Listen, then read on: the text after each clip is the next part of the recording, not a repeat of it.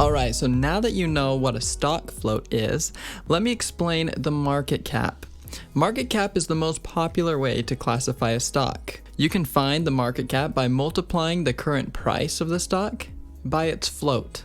For example, a company with 10 million shares trading at $100 is worth 10 million times 100, or $1 billion. Technically, there are 6 market cap classifications. There are mega caps, which are over $300 billion, but most people still call these large caps, which are any company over $10 billion. Then we have mid caps, which are between 2 and 10 billion, small caps, which are between 300 million and 2 billion, micro caps, which are anything between 50 and 300 million. Lastly, we have nano caps, which is any below 50 million. Even though these are technically how each stock is classified, most traders will loosely classify stocks. For example, they'll say anything above $100 is a large cap. Anything between 10 and 100 is roughly a mid cap. And anything below $10 is small caps. And anything below $1 are penny stocks. Again, this is just loosely how traders will talk about market cap. It's not technically accurate. It's very important to know how the market cap affects how the stock trades. Think about it. We find the market cap by multiplying the price and the float. So for a small cap with a low float, meaning there's not very many shares to purchase, and it's a low price, then what happens when positive news comes out and the demand skyrockets? Well, there isn't many shares for sale and they are very cheap.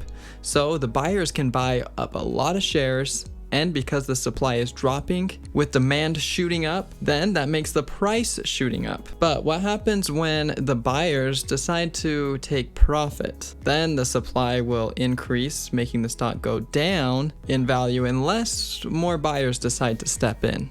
What I'm trying to say is the smaller the market cap, the less buyers or sellers it will take to make the stock move significantly. Think of a large cap that's around $200. In order to make that stock move, it will likely take millions and millions of dollars to make it move a very small percentage, because there's so much supply and it's expensive. So the buyers can't afford to buy as much supply as the smaller cap stocks. This is an important concept to remember while choosing what kind of trades you want to take. I want to mention another important way stocks can be classified. This is by each sector.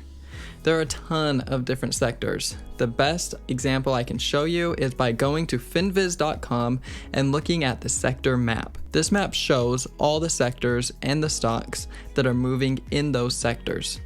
Some of the big sectors are technology, energy, or financial.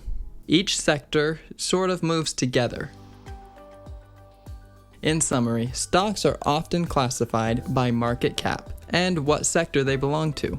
Each market cap moves its own way and each sector moves its own way. So let me know if you have any questions.